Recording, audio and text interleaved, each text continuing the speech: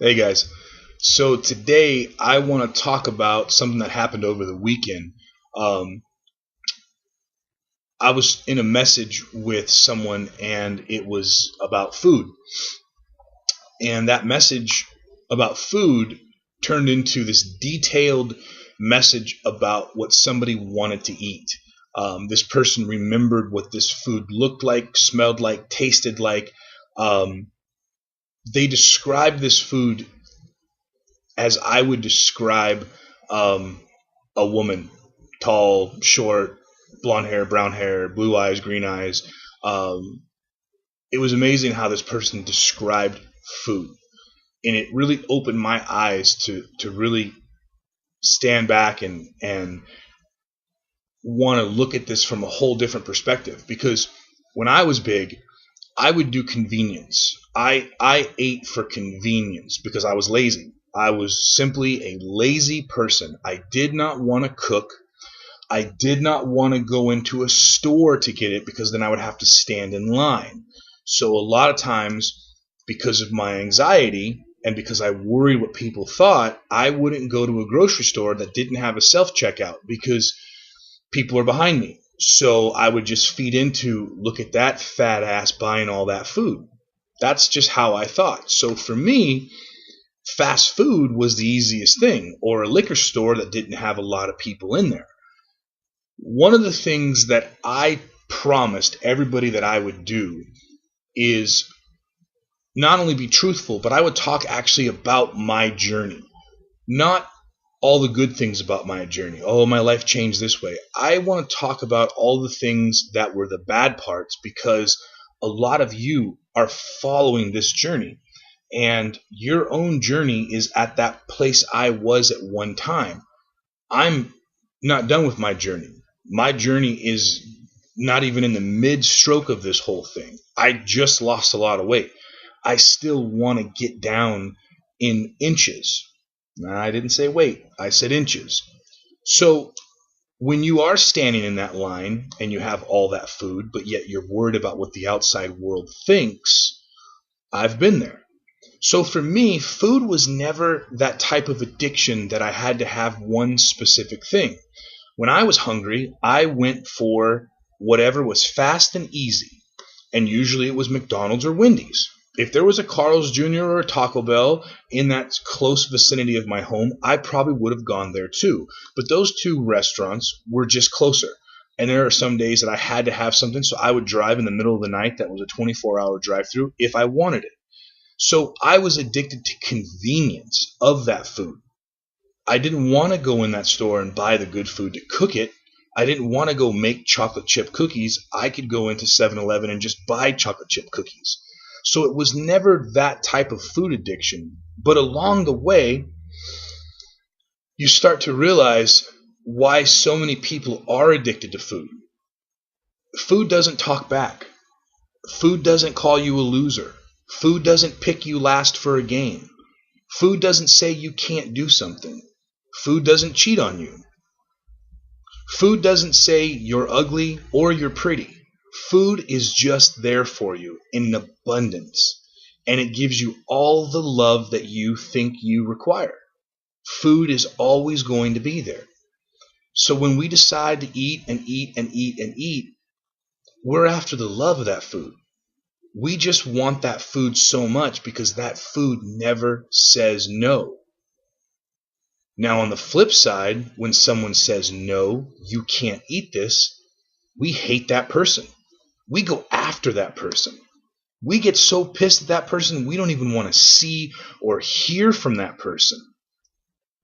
So, when a trainer or a skinny says, eat less and move more and don't eat that shit or you are what you eat, they wonder why we get so pissed off. Tell them to call me. I'll tell them why we all get so pissed off. So when I talk about food addiction, being a food addict is as severe and worse than being any kind of drug addict because we've been doing the food addiction longer. As a child, how many obese kids are obese adults? People that get on drugs or start drugs 14 to 18 or 18 to 30, those are long years and very hard years. But somebody cannot say this drug addiction is worse than a food addiction. And I'm not saying either one is worse. They're both very bad for us. But you have 1,000 different rehabs for drugs. Yet 38% of this country is obese, and the only addiction counseling we have is have surgery. And then once you have surgery, most people don't follow through with the after courses because the after courses suck. I had a friend that had gastric. I've had a friend that had lap band. I've had them both. And guess what? Their after classes, the courses to help them, were garbage. Yet we spend billions on drug addiction rehab places and fancy buildings and all of these things, but yet we don't think about, okay, how long has this obese person actually been addicted to food? 40, 50, 60 years?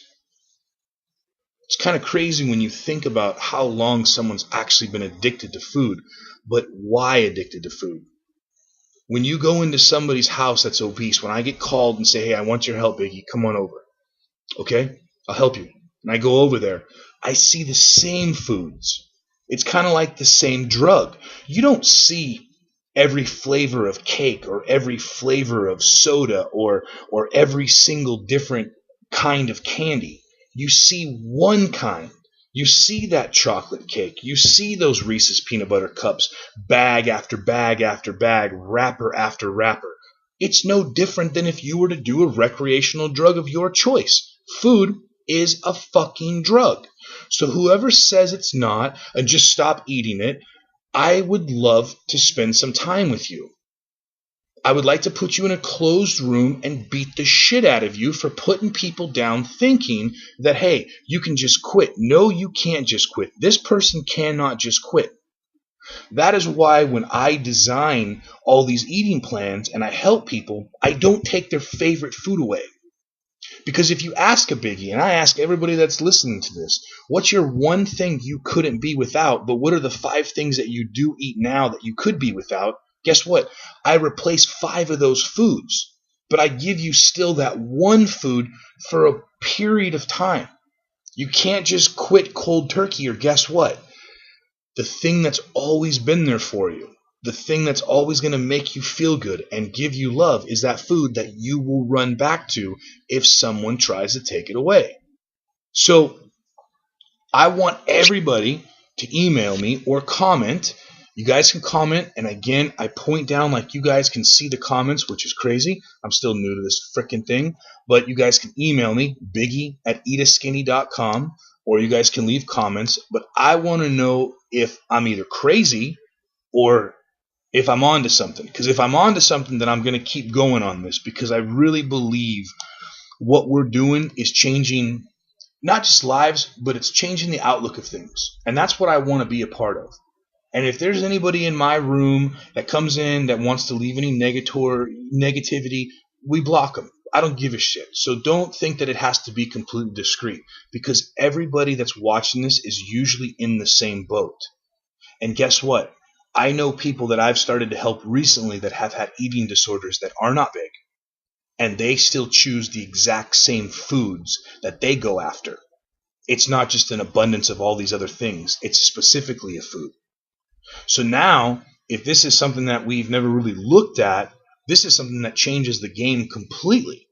Because if you're addicted to some foods, but we can change other foods, we still create a deficit with exercise and a little bit of different nutrition, and slowly take away that one food you can't be without, but give it to you at the end of the week as a cheat. So it'll be waiting for you with open arms. Something to think about. Let me know what you guys think. If I've pissed anybody off, I'm really not sorry, because I take all of this very much to